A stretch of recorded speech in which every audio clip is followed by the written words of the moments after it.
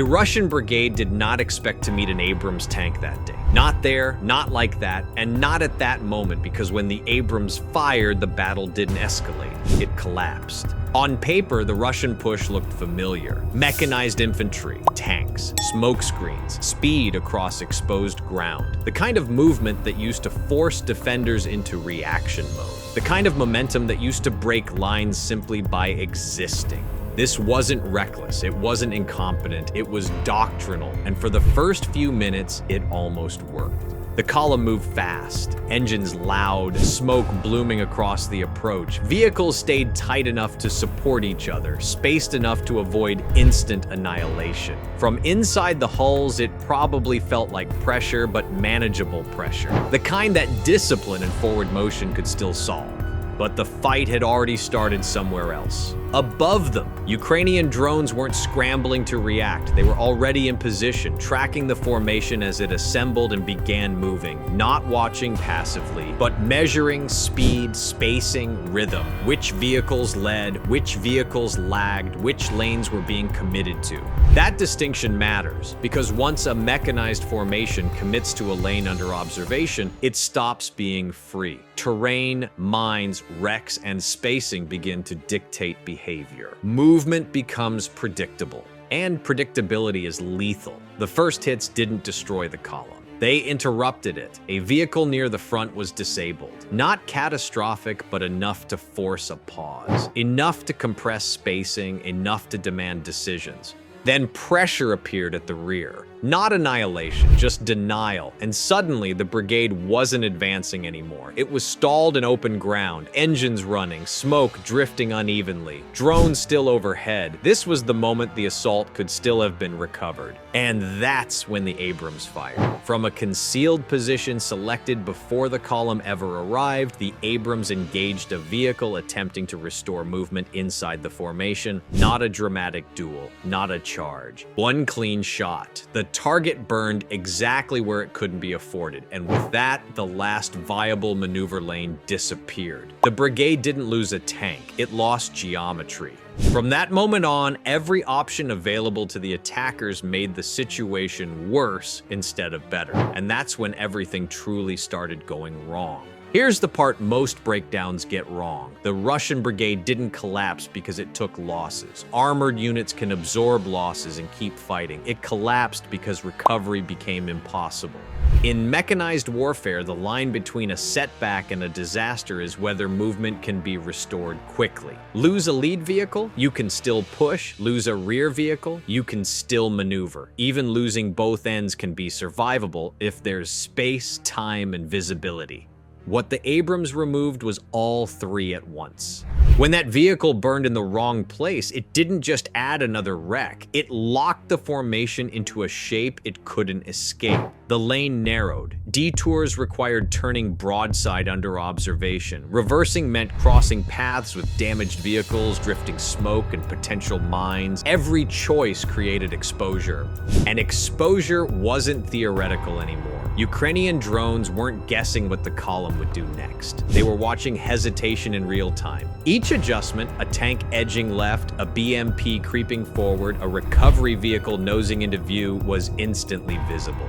This is where the battle stopped being about firepower and became about decision latency. Inside the vehicles, crews waited for orders that depended on information commanders no longer had. Radios filled with fragments, partial reports, overlapping instructions. No one had a clean picture because the clean picture belonged to the drones. Traditional doctrine assumes confusion favors the attacker. In this war, confusion kills the attacker because confusion freezes movement, and frozen armor is just inventory. Ukrainian pressure stayed deliberate. FPVs didn't rush for spectacle. They hovered, they repositioned, they punished movement just enough to discourage follow-through. Artillery joined not to annihilate, but to shape.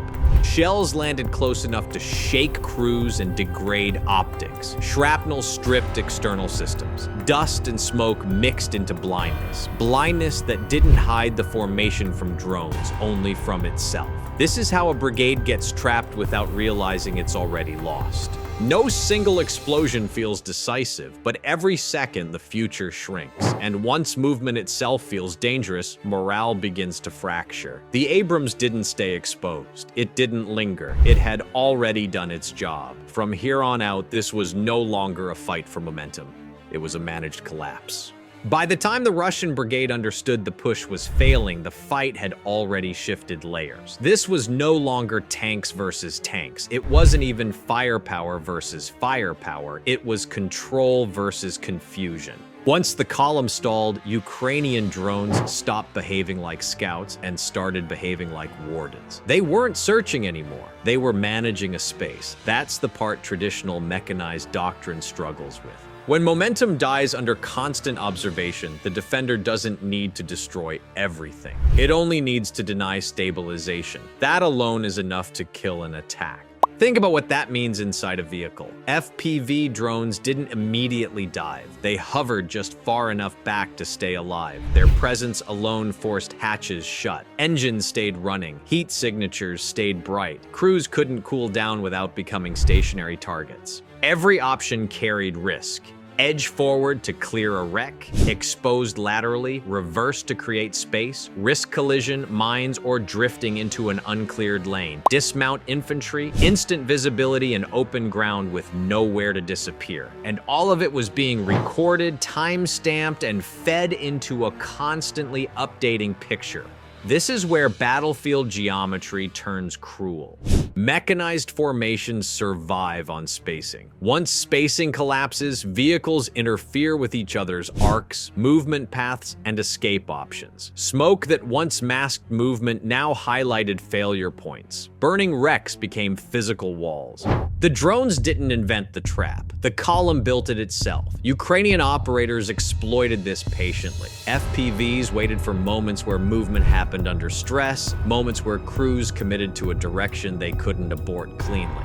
A vehicle nudges forward, a turret rotates too long, a recovery truck creeps into view. That's when the drone dives. And here's the critical detail people miss. Once a vehicle is immobilized, every follow-on strike becomes exponentially more dangerous. Fires spread, ammunition cooks off, internal heat rises, nearby vehicles are showered with fragments, lanes narrow further.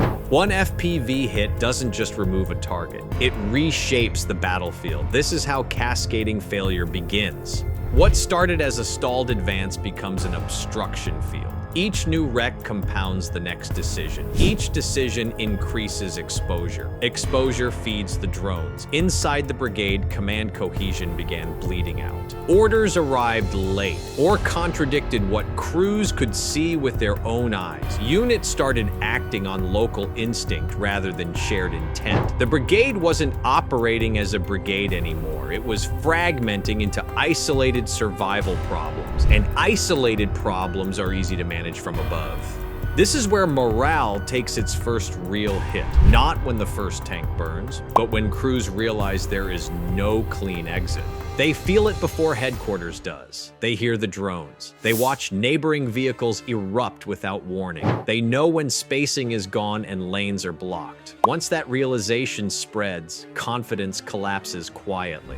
Vehicles fire sporadically, not to advance, but to feel less helpless. Infantry stays mounted longer than doctrine suggests because dismounting feels worse. Movement slows even further. And slowing down is exactly what the defender wants. Because by now, Ukraine isn't just containing the brigade, it's preparing to widen the damage.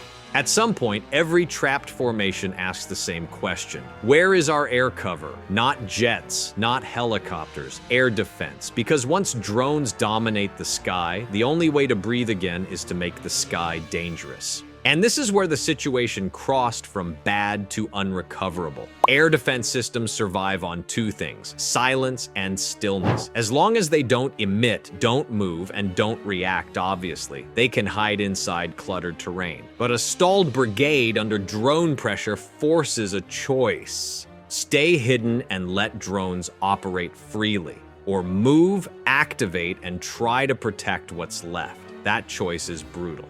Because the moment air defense assets begin to reposition, patterns emerge. Tracks appear where nothing moved before. Vehicles shift into firing arcs. Brief radar emissions flicker. Command traffic spikes. None of this needs to be dramatic. It only needs to be detectable. And detection is enough. Ukrainian reconnaissance doesn't require a perfect picture. It needs fragments, a radar blink, a silhouette where none existed before, a change in battlefield rhythm. Once that happens, the shield stops being a shield, it becomes a target. This is where long-range precision fires enter quietly. Not as spectacle, as a scalpel. Drone feeds refine coordinates. Movement confirms intent. A firing solution is built while the air defense unit is still trying to stabilize. Then the strike arrives. 1 or 2 guided rockets. No saturation, no noise, just accuracy. And when air defense disappears at this stage of a fight, the effects ripple instantly. The sky opens, drones stay up longer, FPVs press closer. Observation becomes continuous instead of episodic. Now the Brigade isn't just pinned, it's exposed without relief. This is where commanders lose the ability to plan more than one move ahead. Every decision becomes reactive. Every movement risks immediate detection. The battlefield stops being something you operate in. It becomes something that operates on you. And this matters because air defense isn't just protection, it's confidence. Crews behave differently when they believe the sky can be contested. When that belief vanishes, everything tightens. Movement becomes cautious, spacing becomes uneven, orders become defensive, and all of it feeds back into the same system that trapped the Brigade in the first place. By now, Ukraine isn't improvising, it's executing, and this is when the Abrams becomes truly dangerous again. Up to this point, the Russian Brigade could still tell itself a story. It wasn't a good story, but it was a survivable one. We're pinned, but we're not finished. We've taken losses, but we can still maneuver. We've lost momentum, but not control. That belief is fragile. And the Abrams is what breaks it. Because when the Russian Brigade met an Abrams tank, it did not meet it the way doctrine prepares crews to expect. There was no armored duel at range, no exchange of fire across open ground, no dramatic clash of steel. The Abrams did not announce itself. It waited. By the time Russian crews realized a Western main battle tank was operating in the area, the geometry was already hostile. Drones had identified vehicles attempting to bypass wrecks. Artillery had narrowed usable lanes. FPVs were hovering, forcing attention upward and inward. That's when the Abrams moved. Not forward into danger, sideways into opportunity. Ukrainian crews do not drive Abrams tanks as spearheads in this war. They drive them as mobile firing positions with engines. Every movement is pre-planned. Every firing point is pre-scouted. Every escape route is already memorized.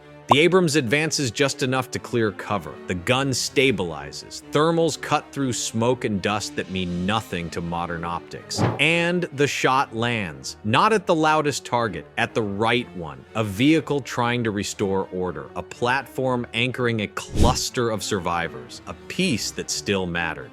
One hit, sometimes 2, then smoke. Reverse. Gone. And here's why this moment is psychologically devastating. Until now, the Brigade could tell itself that losses were coming from above. Drones, artillery, invisible threats, dangerous but abstract. The Abrams is not abstract, it is unmistakable. When a Russian crew sees a vehicle erased by a single, precise shot from a direction they didn't even know was exposed, something snaps. Because now the battlefield isn't just hostile, it's intelligent. It's watching for mistakes. And it punishes them instantly. That realization spreads faster than any radio message. Crews stop thinking in terms of regrouping. They stop thinking in terms of breakthrough. They start thinking in terms of escape. And escape is exactly what the system is designed to deny. This encounter matters far beyond one battlefield because it exposes a reality many militaries are still reluctant to accept. Mechanized warfare hasn't ended, but its center of gravity has moved. The decisive factor is no longer armor thickness or gun caliber. It's detection control. Who sees first? Who stays hidden longer? Who stacks pressure without exposing themselves? In that environment, tanks don't disappear. They evolve. The Abrams in this fight is not obsolete, it's specialized. It acts less like a breakthrough tool and more like a veto. It denies recovery, it denies regrouping, it denies stabilization. That role is terrifyingly effective, and it raises an uncomfortable question for any force planning large-scale armored maneuver. What happens when every movement is seen?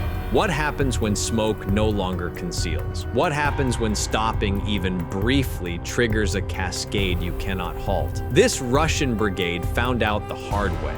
A Russian brigade didn't lose because it was cowardly. It didn't lose because its tanks were useless. It lost because it entered a battlefield where movement itself had become a vulnerability. It was seen early. It was fixed deliberately. It was pressured patiently. And when it tried to recover, it met an Abrams tank at exactly the wrong moment. Not charging, not dueling, finishing. That's why everything went wrong. Not in 1 second, not in one explosion. But step by step, option by option, until the brigade ran out of futures. In a war where the sky never blinks, the most dangerous thing you can do isn't advance. It's be seen trying to. And once that happens, even a brigade can be dismantled one decision at a time.